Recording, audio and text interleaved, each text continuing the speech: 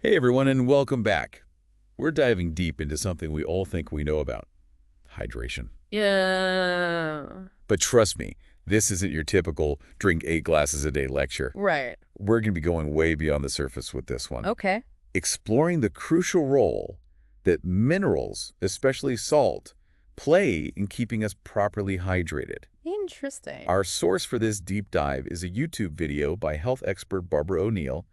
And let me tell you, she makes some claims that might just turn everything you thought you knew about water and salt upside down. Oh, wow. Like what's For instance, did you know that excessive saliva can actually be a sign of dehydration? really? That's right. Sometimes your body's trying to tell you it's parched, even when you don't feel thirsty. Huh. So it's a counterintuitive sign of dehydration. Yeah, exactly. That's fascinating. O'Neill lays out this really interesting hierarchy of life, and it's not what you'd expect. Okay. Of course, oxygen takes the top spot. Right. That's a no-brainer. But then comes water, followed by sodium. Wow, that's surprising. It kind of blew my mind that salt is ranked that high up on the essential for life list. I know, right? It really challenges the conventional wisdom around hydration. We tend to focus so much on just drinking water but without enough sodium that water can't effectively get inside your cells. And this is where O'Neill really throws a curveball. She dives into the different types of salt and makes a really strong case against using table salt. Hmm. She claims it's stripped down to just sodium and chloride, which can actually be pretty harsh on the body. Oh, So it's like if you only had 2 ingredients to cook with, you'd be pretty limited in what you could make, right? yeah. Our bodies are the same way. They need a variety of minerals to function properly, and table salt just doesn't cut it. Interesting. So what does she recommend? Let me guess. Himalayan pink salt. Good guess. Yeah. But no, she recommends Celtic sea salt, Celtic sea salt. Okay. which boasts a whopping 82 minerals. 82. I was honestly shocked by that number. Mm-hmm. O'Neill says this wide range of minerals is what makes Celtic sea salt so much better for hydration. So it's about balance, right? Like Right. having a variety of minerals ensures that the sodium and chloride, Which can be harsh in isolation. yeah, are properly balanced and utilized by the body. It's like having a well-rounded team instead of just two-star players. I like that analogy. And she really emphasizes the role of magnesium, which is abundant in Celtic sea salt. O'Neill calls it a water-hungry molecule Water-hungry molecule, huh? because it helps draw water into cells. Interesting. So how does that work? Well, think of magnesium like a tiny magnet for water molecules. Okay. The way it works is pretty fascinating. Magnesium ions have a positive charge, and water molecules have a slightly negative charge. Hmm. Opposites attract, right? Right. So those magnesium ions within your cells actually pull water molecules in, helping keep your cells hydrated. Hmm. O'Neill even recommends putting a small crystal of Celtic salt on your tongue before drinking water for optimal hydration. Interesting. Honestly, it's such a simple thing, but I'm definitely going to try it. Yeah, it's a little trick that could have a big impact. And it goes back to that idea that we've been discussing, that it's not just about how much water you drink, but about how effectively your body can use that water. Speaking of effectiveness, let's talk about dehydration itself. O'Neill busts some myths here, saying that dehydration isn't always about feeling thirsty. You might experience things like excess saliva, headaches, even joint pain. Joint pain, really? Yeah. Huh.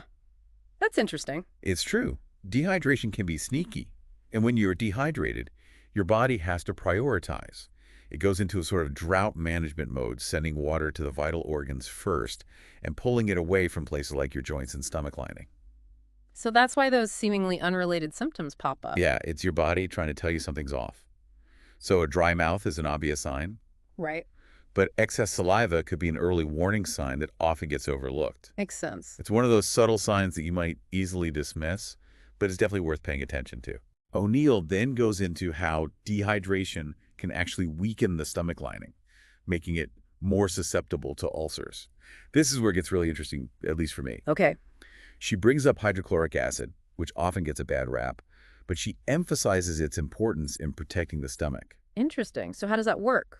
Well, hydrochloric acid is essential for breaking down food and absorbing nutrients, but it also acts as this barrier against harmful bacteria, including H. pylori bacteria, which are often associated with ulcers.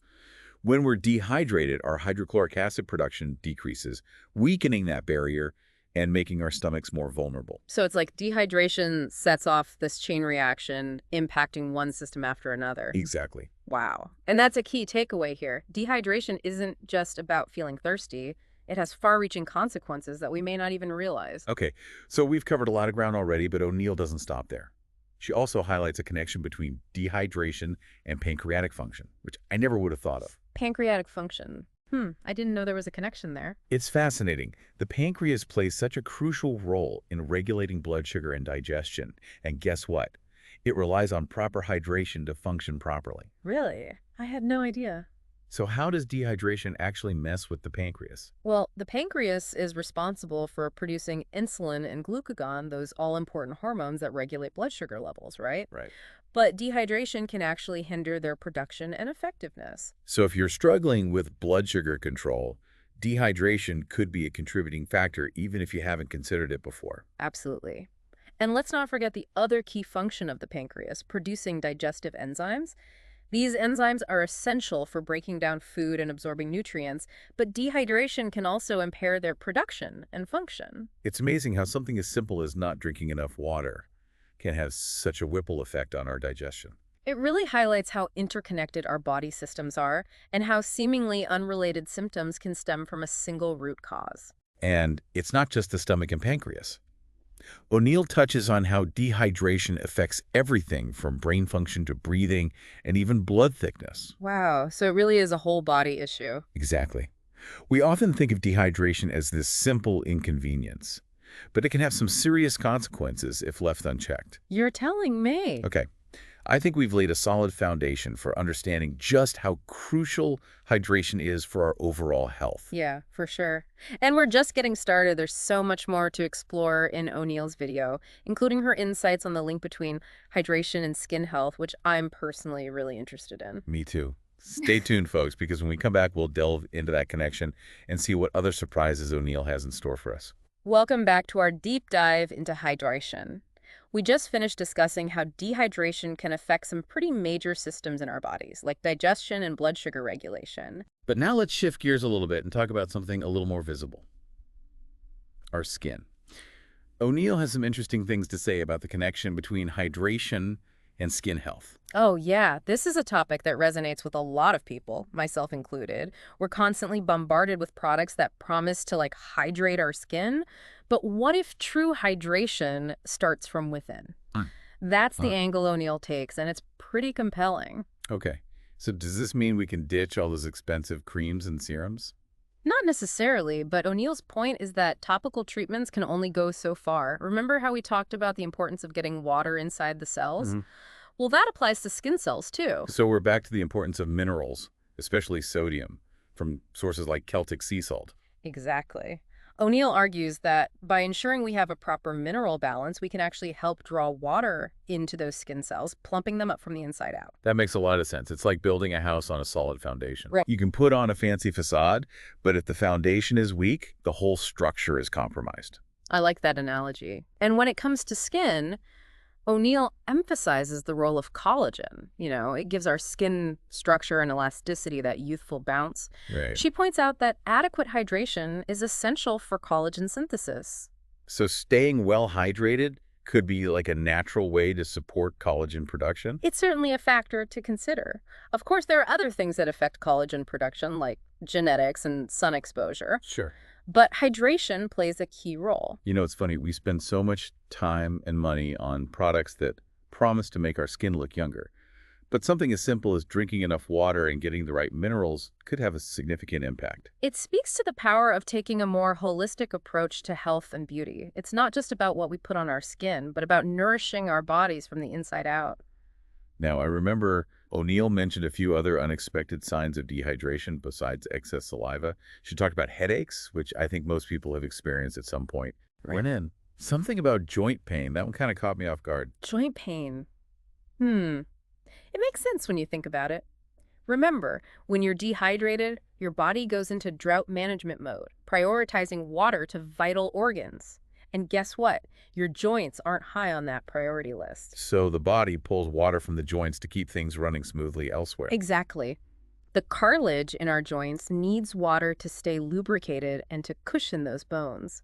When it gets dehydrated, it can become stiff and painful. I never would have connected joint pain to dehydration. I was just assumed it was, age or overuse.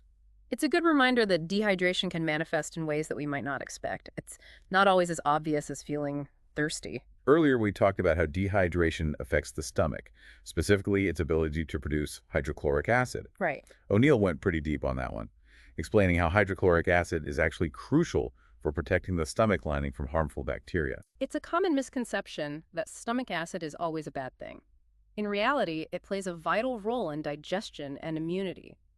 One of its key functions is killing off harmful bacteria that enter the stomach, including H. pylori, a bacteria often implicated in ulcers. So when we're dehydrated and our hydrochloric acid production drops, our stomachs are more vulnerable to these bacteria. Exactly. It's like weakening your defenses right when you need them the most. It's almost like dehydration creates a domino effect throughout the body, impacting one system after another. That's a great way to put it. It highlights the interconnectedness of our body systems and underscores just how important it is to stay properly hydrated. We also touched on the pancreas earlier, an organ I honestly didn't know much about before this deep dive.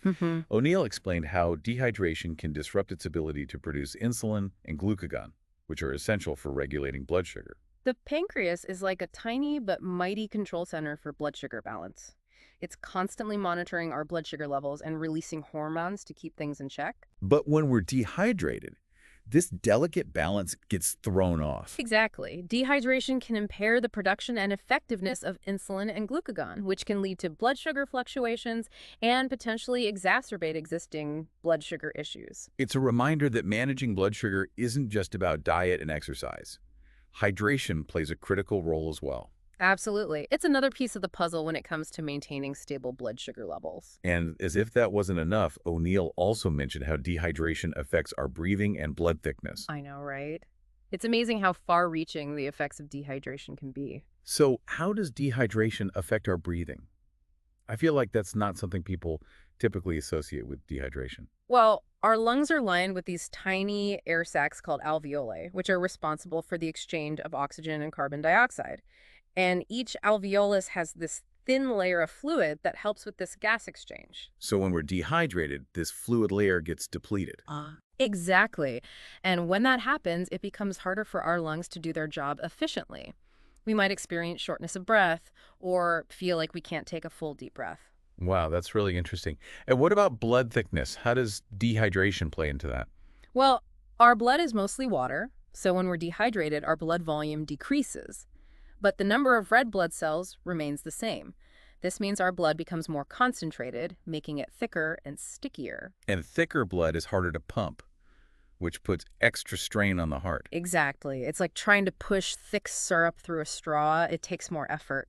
Over time, this can lead to cardiovascular problems. This is all pretty sobering stuff. It really makes you realize that dehydration is a much bigger deal than we often give it credit for. It's not just about quenching our thirst. It's about maintaining the delicate balance of fluids and minerals that allow our bodies to function optimally. And that balance is key. It's not just about drinking enough water, but also about ensuring we're getting the right minerals to help our bodies utilize that water effectively. That's where the right kind of salt comes in, like Celtic sea salt, with its abundance of minerals. It's almost like a hydration booster, helping to pull that water into our cells where it's needed most. I have to admit, when we started this deep dive, I thought I knew a fair amount about hydration, but this is really eye-opening.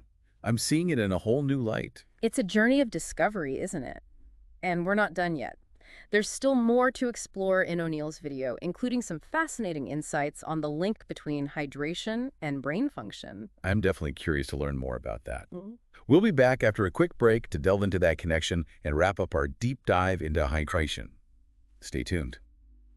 Welcome back. We've covered a lot of ground in our deep dive into hydration, from the surprising role of salt to the unexpected ways dehydration can show up in our bodies. Yeah, it's been a pretty wild ride. We explored how dehydration can impact everything, like our digestion, blood sugar, even our skin and breathing. It really is a whole body issue. Now, in this final part, we're going to explore a connection that might be the most intriguing, yet the link between hydration and brain function. This is where it gets really interesting, right? We've all had that feeling of mental fog, Yeah. like sluggishness when we're tired, haven't had enough sleep. But what if those same feelings could be caused by something as simple as not drinking enough water? Hmm. That's what O'Neill suggests, and the science seems to back her up. So how does dehydration actually affect our brains? Well, our brains are about 80% water, so it makes sense that they'd be pretty sensitive to changes in hydration. Right. And when we're dehydrated, even mildly, it can affect cognitive function in a number of ways. Like what specifically? Well, studies have shown that dehydration can impair short-term memory, concentration, even reaction time. Really?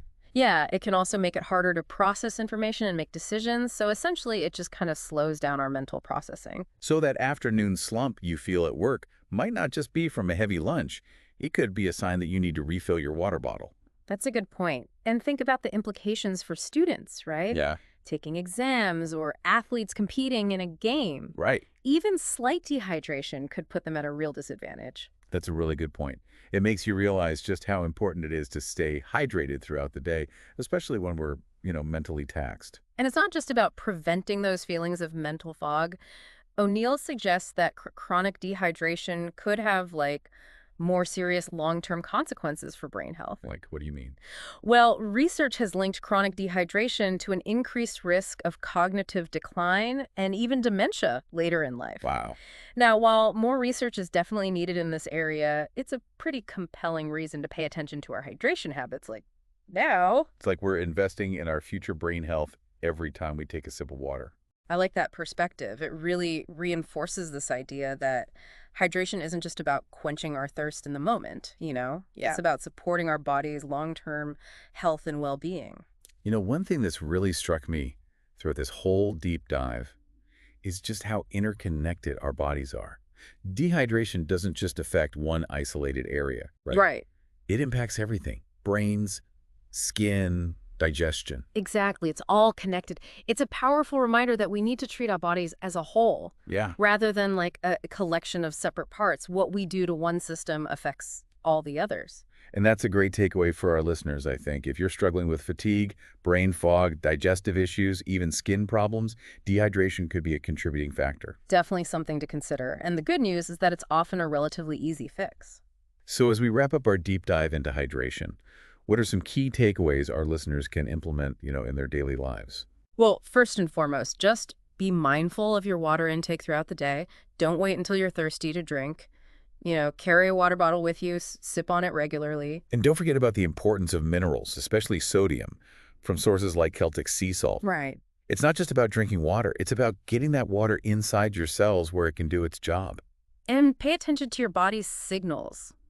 Dehydration can manifest in a lot of ways, not just thirst, right? Right. If you're experiencing fatigue, headaches, digestive issues, any of the other symptoms we discussed, Yeah.